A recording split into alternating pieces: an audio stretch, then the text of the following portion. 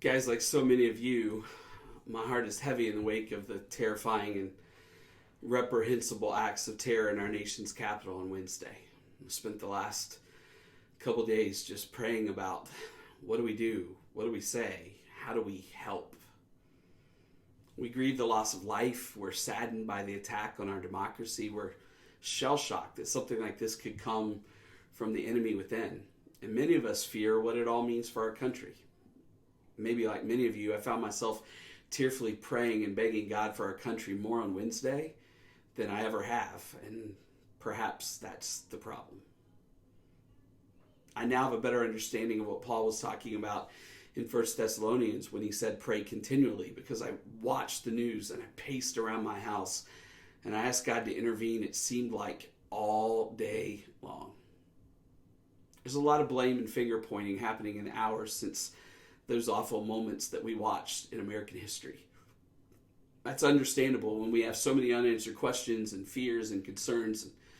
I just want to caution us to maybe spend a little more time in somber reflection, self-reflection, and allow ourselves to process internally more than getting angry and taking that out on other people. Here's why. It's not that there aren't people who are responsible for what took place. Everyone involved in what happened Wednesday must be held accountable and face the consequences of that evil. But the events of this week are the culmination of the sins and failures and shortcomings of so many of us for far too long. Hear me when I say this. It is inexcusable that a sitting president would incite and condone such evil. It's mind-boggling that our officials and law enforcement were so ridiculously unprepared.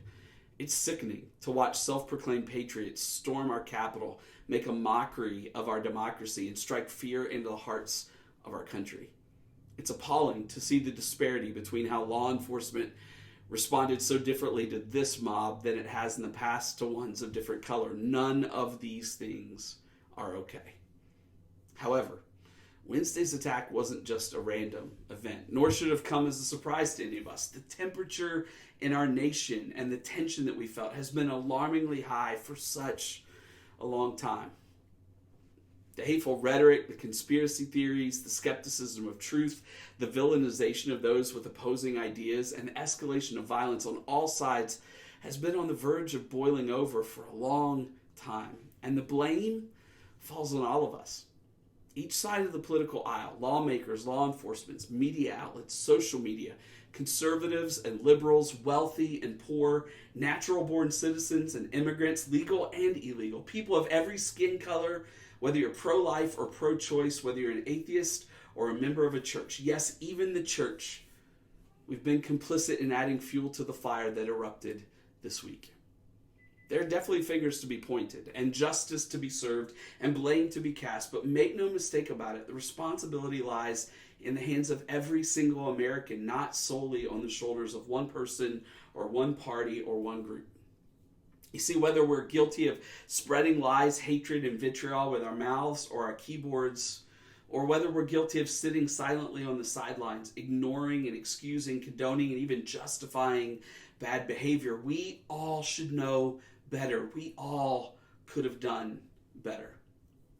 Somewhere along the lines, or for some of us, perhaps because of what has been improperly nurtured within us from birth, we've lost sight of what it means to be human, to be created in the image of our Creator. We forgot that it isn't the color of our skin or our native language, our differing perspectives, our personal preferences, demographics, economics, or even our politics that define us, but rather the fact that we are eternal beings given a finite amount of time to live on this planet. And whether we realize it or not, what we do with that limited amount of time matters. There are consequences to all of our actions, each of our decisions, and every single one of our words, spoken or typed. The same lips that have the power to uplift, encourage, admonish, and inspire can all too easily tear down, destroy, inflame, and incite violence.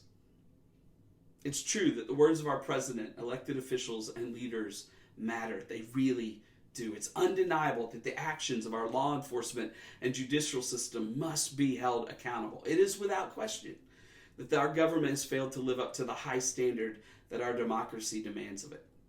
But doesn't that also hold true for each and every one of us?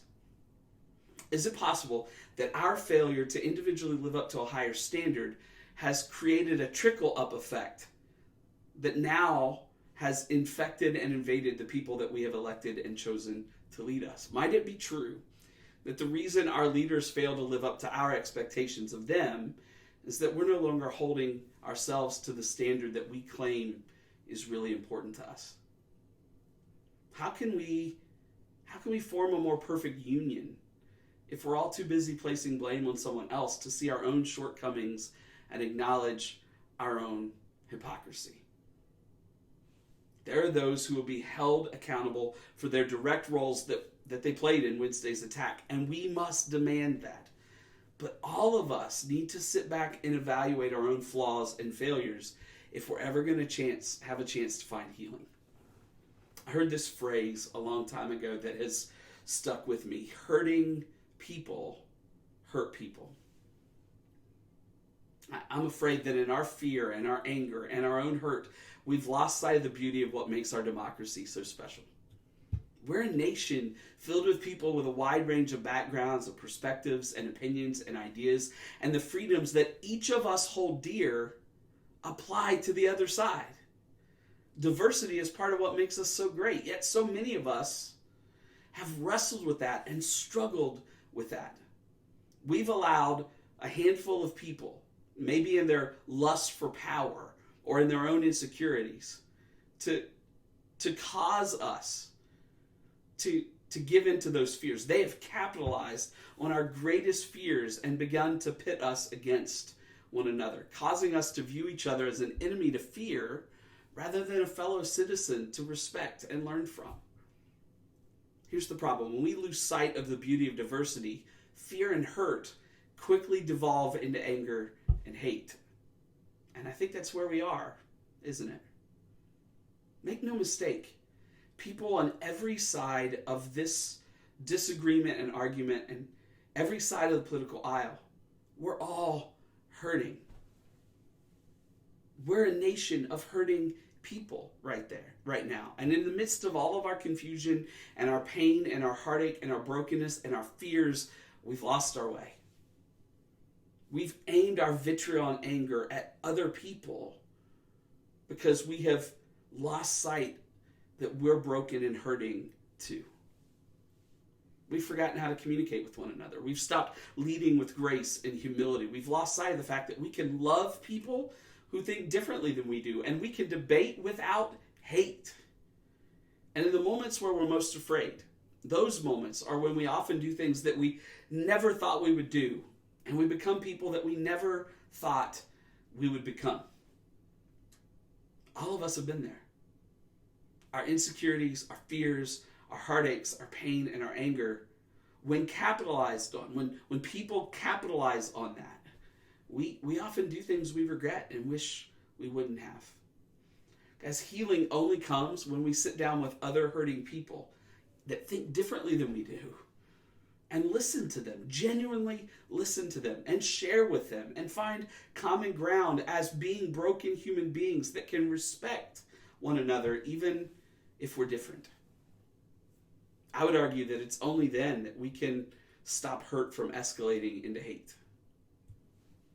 Guys, to those of us who call ourselves Christians, followers of Christ, we have to hold ourselves to an even higher standard. We cannot get so caught up in hollow religiosity that we hold people to our biblical checklist of right and wrong and forget to embody the heart of Christ and the soul of the gospel message. It's wrong for us to constantly point out the splinter in someone else's eye and ignore the massive plank in our own. We have far too long been known for all the things we stand against and forgotten to live with the humility and the selflessness and the love that was embodied by the one we say we're for, Jesus. The only people Jesus opposed in Scripture were the religious leaders who lost sight of that and lost sight of their calling and their mission. He was never offended by the sinner. He was only offended by the holier-than-thou priests and Pharisees that were too good to minister and care for the others. It's always the sick who need a doctor, the lost that need to be found, and the darkness that desperately needs light. When did we lose sight of that? When did others become our enemy just because they see the world differently than we do? Yes, the church has a responsibility to model God's standard of holiness and to share with our world. But aren't we also called to be an extension of grace and messengers of reconciliation? At what point did we think it was a good idea to reach the lost by vilifying others and publicly shaming them? Do we really think that Jesus would use social media to spew the venom that we've been spreading?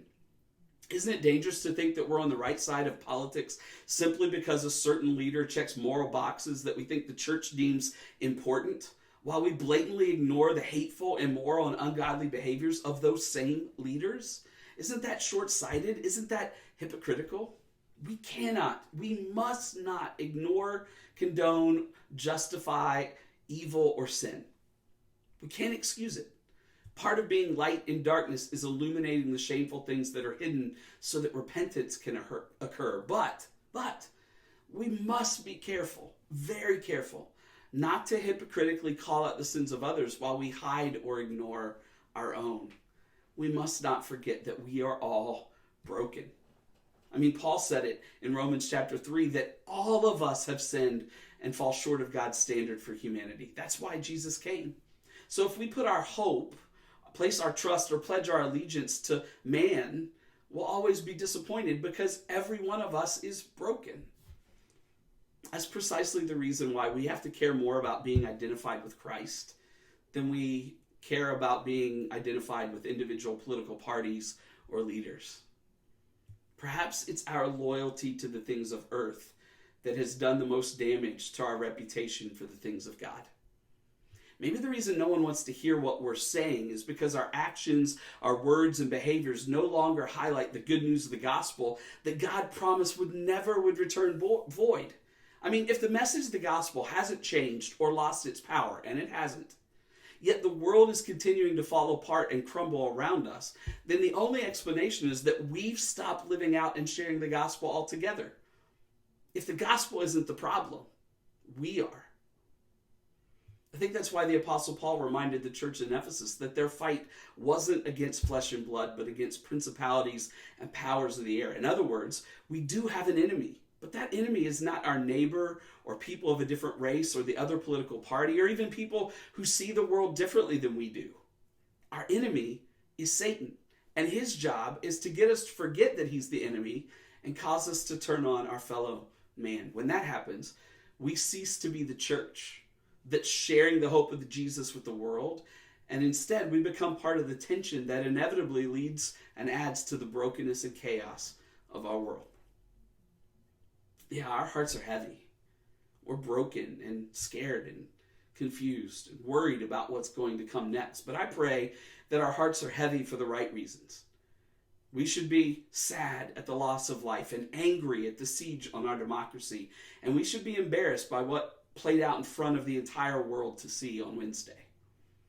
But I pray that we're also self-reflective and disappointed in ourselves because we know we can do more. We know we can do better. And the failure to do so has played a part and had a hand in what we saw play out in our capital this week. I pray that all of us feel a burden and a sense of conviction when we look in the mirror and ask ourselves, what needs to change in me? What can I do differently? How can I be a part of the solution? How can I be better?